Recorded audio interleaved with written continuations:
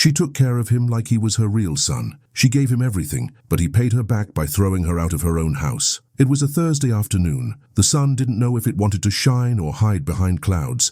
Evelyn stood on her front porch wearing her house slippers. She was holding a shopping bag with bread, some cans of beans, and a warm chicken from the store. She pushed her hip against the front door, her own door, and knew something was wrong. Her key wouldn't work. She tried again. She turned it slow, then fast. She even flipped it upside down, thinking maybe she was just confused. But her hand wasn't the problem. The lock was different. Someone had changed it. She knocked once, then twice, then louder with her fist.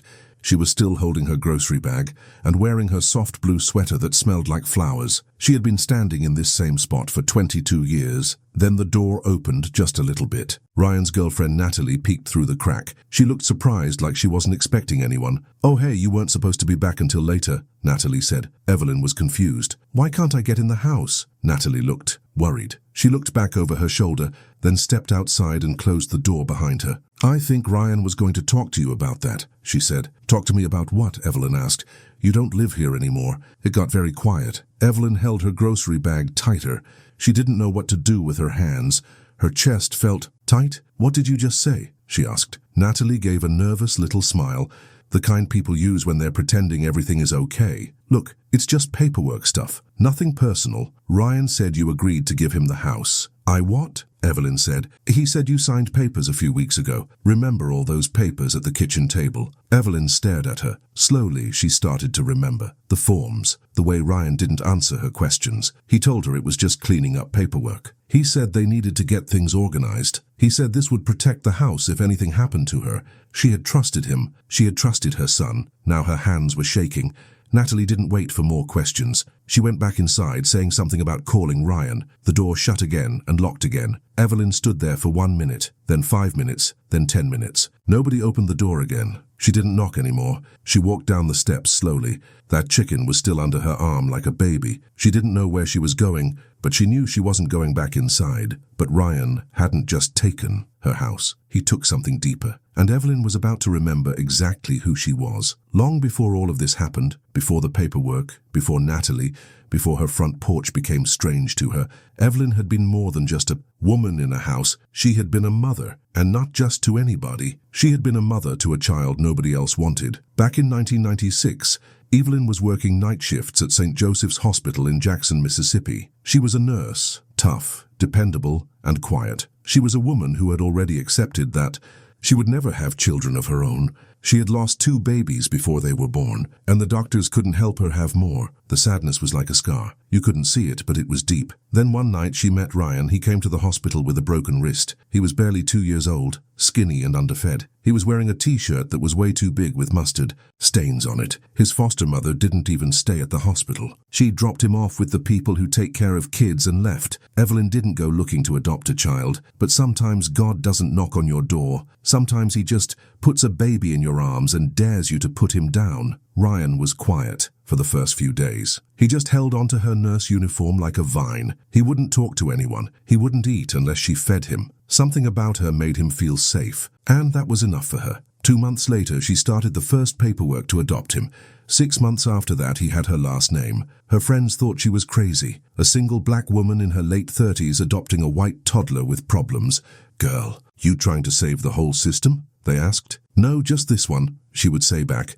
Evelyn gave Ryan everything she never had. A bedroom with a race car bed, packed lunches with his name written in marker, swimming lessons, piano lessons, Saturday trips to the zoo. He had asthma, so she found the best doctor for kids. He had trouble reading, so she got him a tutor. She taught him how to braid hair using his toy action figures, so he'd know how to take care of a daughter someday. She made him write thank you notes after Christmas, and she never once missed a parent-teacher meeting. But not everything was perfect. As Ryan got older, things changed. By middle school, he started asking questions. "Why do I look different from you? Why do people stare at us in the store? Why does everybody think I'm adopted?" She always answered with the same words, "Because you are adopted, but that doesn't mean you're not mine." He never fully accepted it. In high school, he became distant. By college, he barely came home. And when he did, it was always quick. An overnight visit, a dinner, a "hey mama" before rushing out with his phone in his hand. but Evelyn never complained. She kept the lights on. She kept his old room just the way he left it. She kept believing. That love, even quiet love, was enough. Then her husband died, and suddenly Ryan started coming around more. At first he was helpful. He cleaned the gutters, mowed the lawn, reminded her to take her blood pressure medicine. He'd bring Natalie sometimes, and they'd sit on the porch while Evelyn made cornbread and watched game shows. She thought things were getting better between them, but what she didn't know was that Ryan hadn't come home to fix their relationship. He came to see what he could take, and by the time she realized it, her name was off. The house papers and her trust had been sold for nothing, but a mother doesn't forget, and Evelyn was already remembering every sacrifice she ever made. Evelyn spent that night in her car. She parked it 2 blocks away from the house. Well, what used to be her house. She parked in front of some small apartments with peeling paint and plastic chairs on the porches. She didn't cry, not once, but her hands stayed locked on the steering wheel even after she turned off the car. The chicken sat in the passenger seat, cold now, grease soaking through the plastic. She stared out the windshield, looking at nothing. Sadness has a way of sitting heavy in your chest, not just from losing people, but from realizing who they never really were. When her husband Leonard died 3 years ago from a blood clot the doctors missed, Evelyn thought the pain couldn't get worse. He had been her balance, a man who didn't talk much, but when he did, his words mattered. They met at church, fell in love over fried fish and Bible verses, and spent 29 years building a home based on faith and forgiveness. But this pain, this betrayal hurt differently. The next morning, Evelyn went to the bank to check her money, part habit, part necessity. It was almost funny. The balance hadn't changed because Ryan never touched that money, because Ryan never even knew it existed. After Leonard died, the hospital tried to avoid getting in trouble. They said it was just a natural problem. But Evelyn had been a nurse too long not to know the pattern. She pushed back, filed complaints, talked to a lawyer friend, and 2 years later, she won a lawsuit that no one thought she could win. $19.5 million. She didn't tell a soul, not even Ryan. She moved it into a separate account under her maiden name, split across several banks. It wasn't because she was paranoid. It was peace of mind, a secret, sacred thing. Because money changes. People and some things are better kept quiet. That day, sitting in the bank lobby with her ankles swollen and her spirit broken in two, Evelyn realized something else. Ryan didn't just betray her trust. He underestimated her. She may not have had the house anymore, but she had resources. She had knowledge, and she still had one weapon Ryan had never learned how to use: patience. So she got a motel room in Meridian. She paid cash for 2 nights, no questions asked. She needed a plan, but more than that, she needed to sit still and remember who the hell she was. She looked through an old notebook she kept in her purse. It was full of prayers, phone numbers, and handwritten reminders to call her cousin in, Lafayette. At the back of it was a note she'd written years ago, the day the court settlement came through. Don't let money make you loud. Let it make you quiet. Let it buy you time. She smiled at the page. Ryan thought he kicked her out, but he had no idea he'd just set her free. But freedom doesn't mean comfort. Not yet. And Evelyn still had some hard times to walk through before she could rise again. The first time Ryan put a stack of papers in front of her, it was a Sunday. Evelyn was sitting at the kitchen table folding dish towels while a sweet potato pie baked in the oven. Her knees hurt that day. Rain was coming. She could feel it in her bones. But she smiled through it. Ryan had stopped by without calling first. Even though she didn't like surprises, she told herself maybe he missed her. He walked in wearing one of those slim dress shirts that looked like it belonged on someone else's body.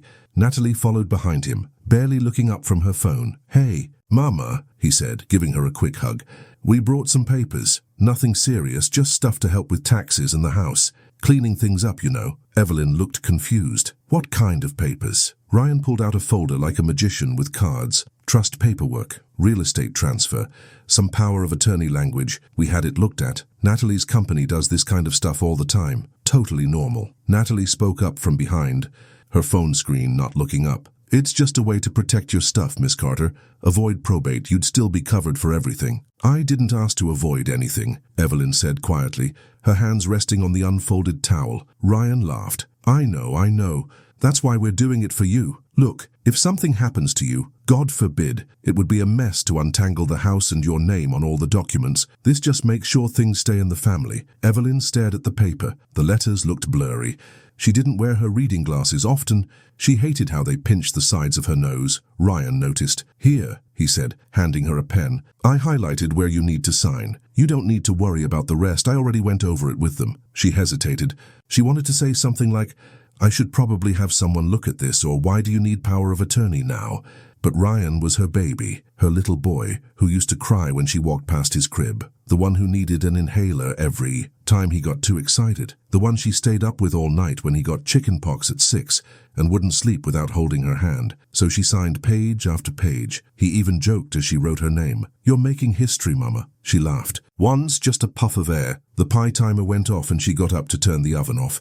That moment stuck in her mind for weeks after. The smell of cinnamon and burnt sugar, the sound of the pen cap clicking shut, the smile on Natalie's face that felt just a little too satisfied. She didn't know it then, but that afternoon was the last time she'd ever sit at that kitchen table.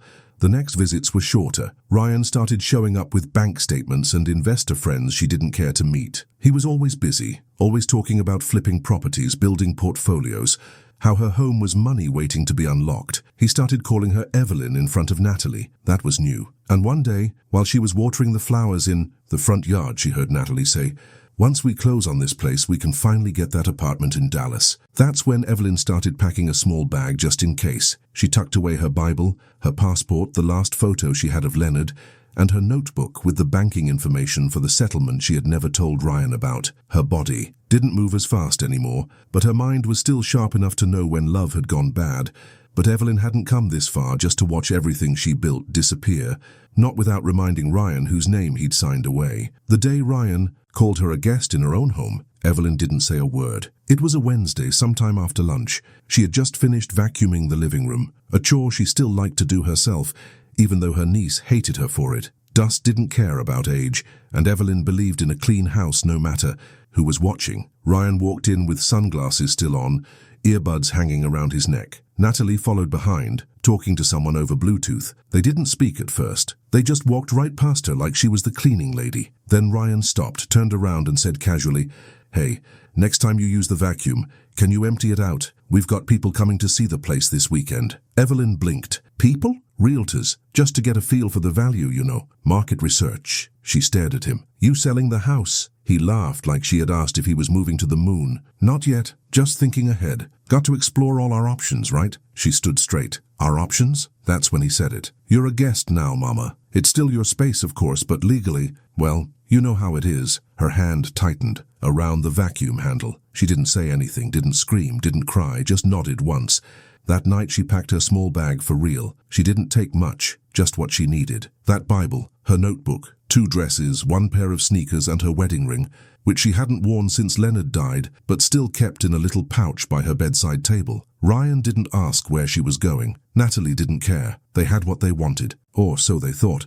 Evelyn checked into a cheap motel on the other side of town, near a truck stop and a gas station that always had flickering lights. The bed made noise when she sat down, and the heater wheezed like it had asthma, but it was hers, and it was quiet. She sat at the tiny desk and opened her notebook. There was a number she had kept in there for 14 years. It belonged to a woman named Doris, who used to work at an organization that helped older women with housing law. Doris had helped her once when a tenant in her rental property tried to sue her over a plumbing problem. She dialed the number. It rang once, then twice, then disconnected. She sighed.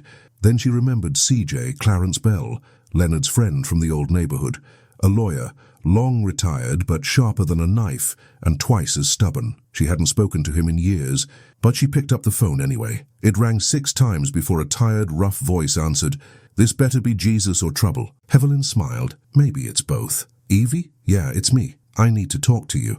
But CJ didn't need much convincing because real friends remember when someone shows up with a casserole after your surgery, and he'd been waiting for a call like this. CJ met her at a diner just off the highway the next morning, the kind of place that still served coffee in heavy ceramic mugs and called everyone Hon, whether they were 5 or 85. He looked older than she remembered, white in his beard now, eyes a little cloudier, but he still had that same thick eyebrow and dry humor that made people think twice before lying to his face. "You look like hell," he said, sliding into the booth across from her. Evelyn smiled. "Good morning to you too." He took a sip of his coffee. Black, no sugar, no cream, just like Leonard used to drink it. "All right," CJ said, setting the cup down. "Tell me everything, don't skip anything.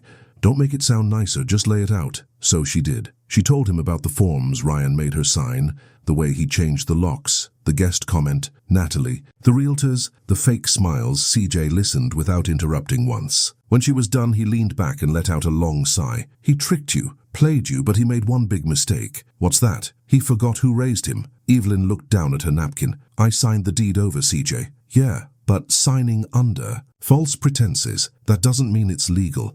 Especially if you weren't fully informed or he lied about the documents. She raised an eyebrow. You think we can take him to court? CJ grinned. Evie, I could take him to court in my sleep. She laughed, but there wasn't much humor in it. I'm tired, CJ. I'm not trying to destroy him.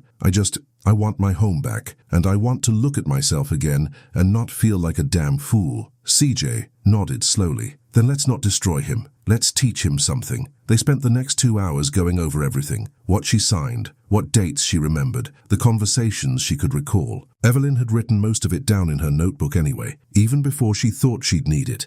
Habit of an old nurse. Document everything. CJ told her what to expect next, what kind of lawyer he'd connect her with, how they'd file a petition to investigate whether the transfer was fake, and what to do if it went to court. Then Evelyn said something she hadn't told anyone else. I've got money, CJ. He blinked. You mean a little saved up? No, I mean real money. Settlement money from the hospital, 9.5 million. CJ nearly dropped his mug. Jesus, I never touched it. Didn't want Ryan knowing, didn't want anyone knowing, really. CJ shook his head slowly. You've been sitting on $9 million and letting this boy run circles around you? I didn't want money to change the way I loved him, she said, barely above a whisper. CJ didn't answer right away. He just stared at her, then reached across the table and touched her hand. It didn't, he said. He changed all on his own. Evelyn looked out the window at the highway in the distance. Her reflection in the glass looked older than she felt. Worn, not defeated, but cracked like something that had been dropped but refused to break. She turned back to CJ. I want to do this right. No drama, no cameras, just my name back on my door. CJ nodded. We'll get it. But there was one last conversation Evelyn needed to have before the lawyers, before the hearings. One final attempt to speak not to the man Ryan had become, but to the boy she remembered. Evelyn didn't call first. She knew if she did, he'd either hang up or have Natalie talk for him, so she just showed up. It was late afternoon when she pulled into the driveway. The yard looked too neat, like someone had trimmed the hedges just enough to impress a stranger, but not enough to show real care. Her flowers were gone. She knocked once. Ryan answered in gym shorts and a branded hoodie, holding a protein shake. His face got tight the second he saw her. Ma, Evelyn, what are you doing here? Evelyn stepped forward just enough that the screen door separated them. I don't need much of your time. I just came to say something. He looked back over his shoulder, probably checking if Natalie was home, then sighed and stepped onto the porch. Look, if this is about the house, she raised a hand. Let me finish. He shut his mouth. I raised you when nobody else would, not because I had to, and not because I wanted to thank you. I did it because I saw a child who needed love, and I gave it, every ounce I had. Ryan's eyes flickered, but he stayed quiet. I watched you grow. I gave up vacations, sleep, time, my body. I gave it all to you, and I never once made you feel like a guest in this life. She took a breath. Her throat was tight. And you paid me back with a signature and a changed lock. He rubbed the back of his neck. You signed, Ma. It wasn't like I forced. Don't call me Ma if you don't mean it. Silence. She straightened her shoulders. I'm not here to argue, just to tell you I know what you did. And you should know, I'm not broke, never was. I've got enough money to buy this house 10 times over. Ryan's face changed. First disbelief, then panic, then something like shame. I didn't know that. You weren't supposed to, she said, because love isn't a business and loyalty can't be bought. But now I know, and so do you. He opened his mouth, but no words came out. I've already spoken to a lawyer. This will go where it needs to go. I just wanted to look you in the eye one last time before it does. Ryan's hand dropped to his side. You're going to sue me? No, she said. I'm going to remind you what a real home costs. And with that, she turned and walked back to her car. No yelling, no begging. Just a woman who finally remembered her worth. But lawsuits don't scare people like Evelyn. What scares them is seeing the person they underestimated rise stronger than ever. 3 months later, the house was empty. No furniture, no Natalie, no Ryan. The new owner, a retired schoolteacher from Lafayette, said the place felt heavy when she first walked in. like it had been through something, and it had. CJ had moved fast. The fraud petition passed through the court quicker than expected. The judge didn't even blink after reviewing the documents and testimony. Said Evelyn had clearly been misled, and the transfer was under questionable, possibly manipulative circumstances. Ryan never showed up to the hearing. He'd already left the state. Natalie went back to Dallas without him. Evelyn didn't smile when she heard that. She didn't laugh. She just breathed out long and slow, like something had been holding its breath inside her, and it could finally let go. She didn't move back in, though. Too many memories, too many ghosts of quiet betrayals and Sunday dinners that now felt like rehearsals for an exit. Instead, she took her money, her full untouched inheritance, and did something no one expected. She bought 3 homes in Pascagoula, Mississippi. Not big ones, not fancy, just enough. She turned them into safe housing for women over 60 who had been evicted, displaced, or abandoned by their families. She named the little program Len's Place, after her late husband. Said it was the kind of thing he would have done if he'd lived long enough to retire. The first resident was a woman named Alma, 74 years old, kicked out by her grandson when she couldn't babysit full-time anymore. The second was Darlene. Her own daughter sold her house while she was in the hospital for hip surgery. Evelyn cooked Sunday meals for them all. Sometimes they watched game shows. Sometimes they just sat on the porch and swapped stories about who hurt them and who they survived anyway. Evelyn never needed to explain her story. They saw it in the way she carried herself, calm, steady, unapologetic. CJ still visited now and then, especially when paperwork piled up. He joked about putting her on a billboard, the woman who turned betrayal into a blueprint. Evelyn would laugh and wave him off. "I just did what my mama taught me. You don't fold when you're cornered. You pray, you plant your feet, and you protect your peace." But Evelyn knew the fight wasn't about a house.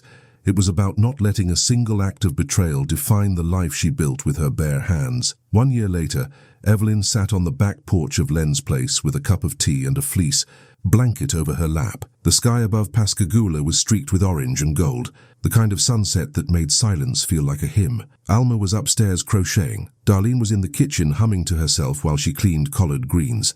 And Evelyn, for the first time in a long while, felt still. Not busy, not angry, not hurt.